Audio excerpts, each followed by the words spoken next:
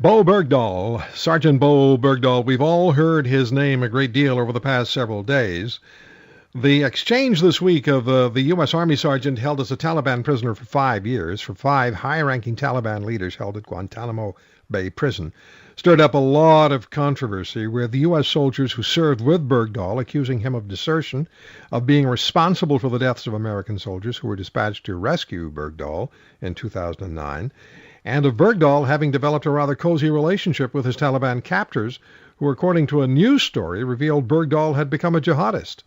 The White House is fighting back and arguing President Obama's decision to release the Taliban leaders without congressional approval, which U.S. law requires, was the prudent thing to do in order to obtain Bergdahl's freedom. Dr. Zuhdi Jasser is a former United States Navy lieutenant commander and past president of the Arizona Medical Association. He's the founder of the American Islamic Forum for Democracy, and he's the author of Battle for the Soul of Islam.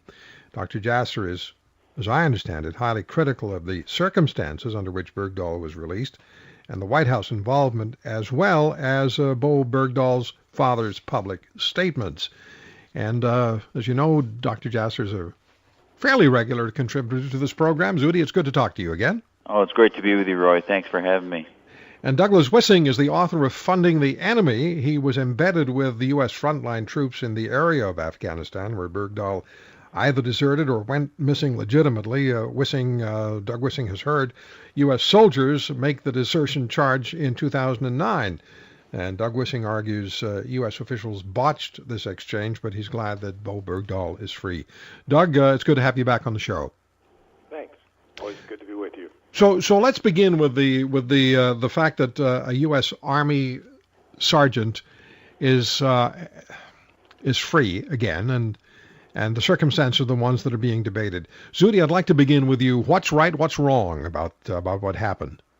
Well, you have to give a family slack a bit and not try them before the actual cases are heard. However, as you put the entire narrative together with the father's tweets and the fact that this private, within 6 weeks of enlisting, was voicing concerns and then disappeared into the wilderness, apparently not abducted.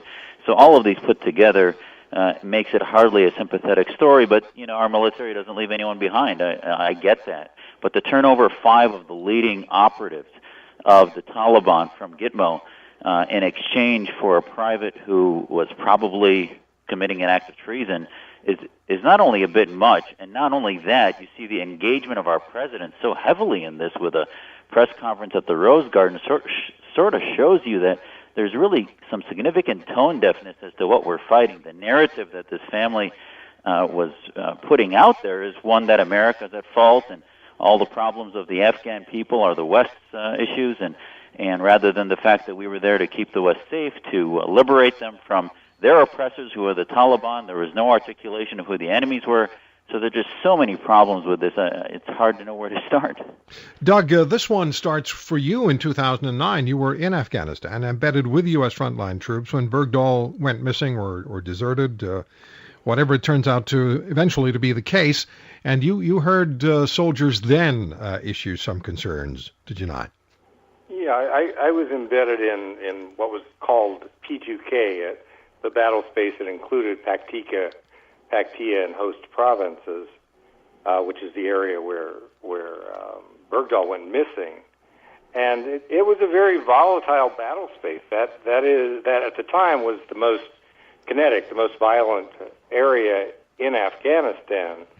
And when Bergdahl went missing, it completely disrupted counterinsurgency operations as it became a giant search and rescue operation. And the story that I heard anecdotally was that Bergdahl had walked off his base. He, deserted by another term. Having said that, that's all anecdotal, and military justice needs to prevail here. But that was what I heard, and so when Michael Hastings' story came out in Rolling Stone in 2012, I believe it confirmed much of what I had heard, and then when soldiers in Bergdahl's unit went public recently, accusing him of deserting. It does connect back with the anecdotal stuff I heard in 2009. In the 2012 Rolling Stone magazine story, Bergdahl had apparently told some people he could no longer support the United States military effort in Afghanistan shortly before he allegedly walked away from his guard post, and he wrote to his parents, "I'm ashamed to even be an American." Zuhdi, you have concerns about particularly Bowe Bergdahl's father. Yeah, I mean, you look at his tweets. His tweets were saying that God will repay to what America has done there, and constantly talking about the Afghani victims. There's no evidence that he converted or that he's Muslim, but the issue is really what's his narrative. I mean, if you look at the narrative of Nasser Abdo, a guy convicted of terrorism who was very similar, but this guy was Muslim, and was given conscientious objector status because he didn't want to go to Afghanistan when he joined. A lot of the verbiage was the same stuff that Abdo was saying on Al Jazeera and elsewhere, that we really shouldn't be there and that America is imperializing and colonializing. And the father's narrative about this, where he said, well, do what's in your conscience, in an email that was just released, where it was pointed out that perhaps Bergdahl had become a mujahid or a Muslim jihadist. So the bottom line is his father didn't react with any significant concern that he had left Christianity, but rather told him to go with his conscience and nothing about defending America. And it is really a narrative that's the exact same Islamist narrative that so many of these radical groups have. And I think he was if you look at the Boston bombers and what the mother said when she was interviewed, it's the same narrative about America's conspiracies and imperialism. And, you have to, if it turns out that he did convert and he's a jihadist, you have to say the father played a role in his radicalization. Doug, your thoughts on Bowe Bergdahl's parents may be a little different to Dr. Jasser's. Well, I think, while I agree with many of the things Dr. Jasser had said earlier, I do have to say, from the times that I've embedded in Afghanistan, I've encountered lots and lots and lots of cynical soldiers.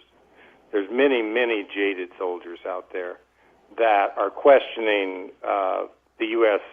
involvement in Afghanistan and the effectiveness of the counterinsurgency. That's a really dominant theme out there. Having said that, what I also experienced is those soldiers did their job. Those soldiers stood by their fellow soldiers. But cynicism is rampant among our troops in Afghanistan for many good reasons.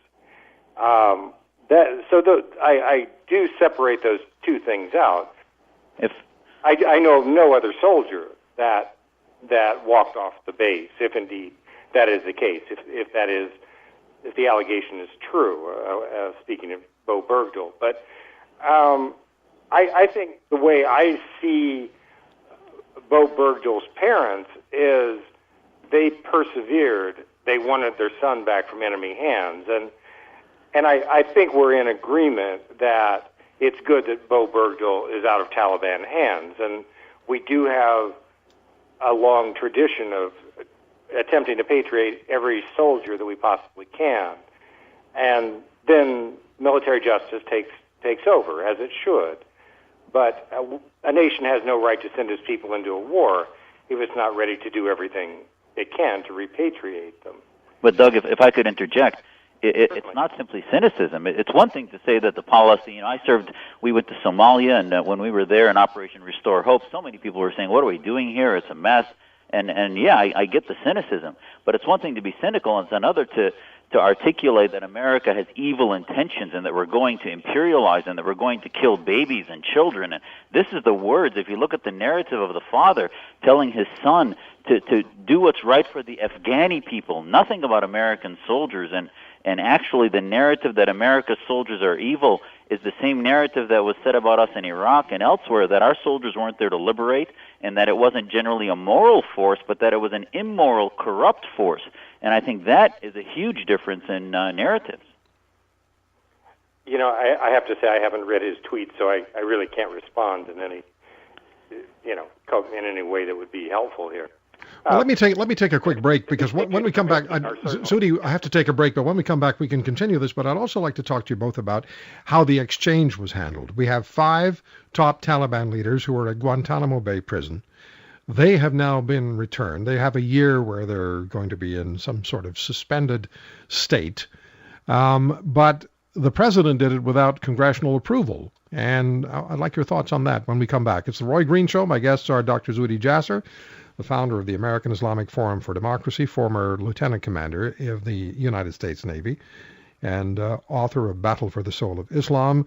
Douglas Wissing is a reporter and author. Funding the Enemy is one of Doug's books. It's the one we've spoken with him about at length, about the funding of the Taliban and the funding of the enemy in Afghanistan.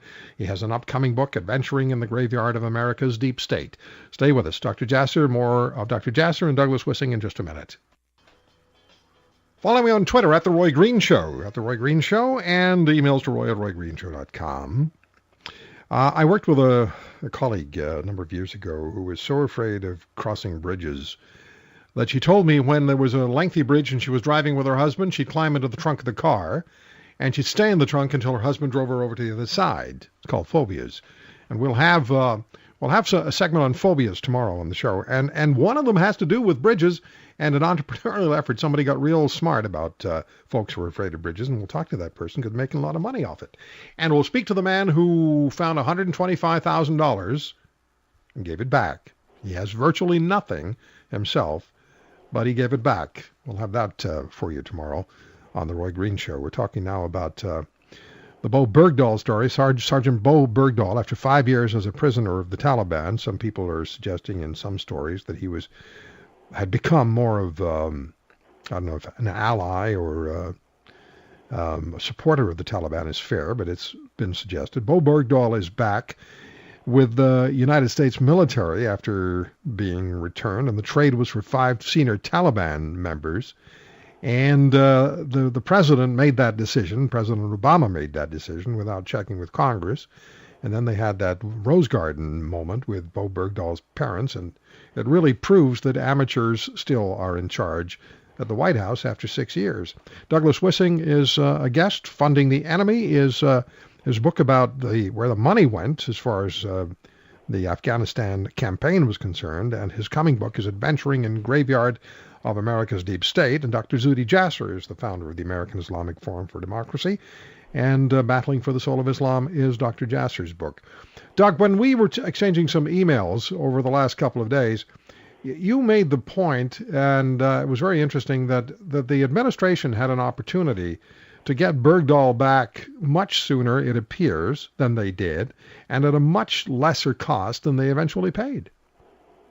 Well, the story that I heard, and the story that has been reported, is that not very long after Bergdahl was captured, the Taliban asked village elders in that area to approach the U.S. with a deal to exchange Bergdahl for 15 relatively low-level prisoners. And what has been reported is that the military command in that area refused to make the deal. And then, of course, 5 years later, we're exchanging 5 senior-level Taliban leaders for one alleged deserter. And as we know, the Taliban are trumpeting their great deal. Mullah Omar has called the exchange a huge and vivid triumph. The Taliban negotiated one-on-one with the U.S. as equal parties, and they got a better deal. And this is sure to boost their morale, and it's also going to give them experienced leaders that can help form a reinvigorated movement and governmental administration. These are relatively high-level Taliban. Zuhdi, your thoughts on how the administration, how the White House handled this? Well, 3 things. I think first, just to piggyback on what Doug said, the Time Magazine report from this week should raise everybody's eyebrows that that Mullah Omar's Taliban is saying now, but you know what? Maybe kidnapping Americans might be a good thing. It seems to work. And that is really an unbelievable shift that this has done. Second, for a president who has allowed a genocide to happen in Syria because he wanted congressional approval when many of us thought he didn't need that, I'm of the opinion our commander-in-chief, even though I have profound differences with our current one, should be able to have the ability to do things without having to have a public political debate, which can really hamper security in a major way. However, having said that, it's quite hypocritical for him to do such a thing when there was legislation calling for approval that he ignored.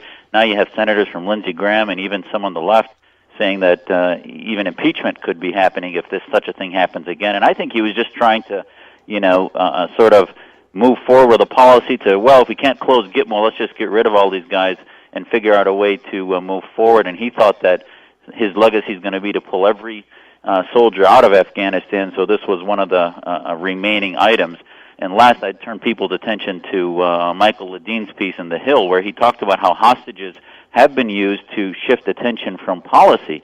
And his policy in the Middle East and in the Islamic world has been such a failure that it's become where the hostages have almost guided it's the tail wagging the dog rather than the policy driving. We see it with nuclear talks where Americans held by the Iranians have been affecting the nuclear talks, and there's so many examples of where this administration has, because it's had no policy, has been manipulated by people like by governments like the Taliban and Iran.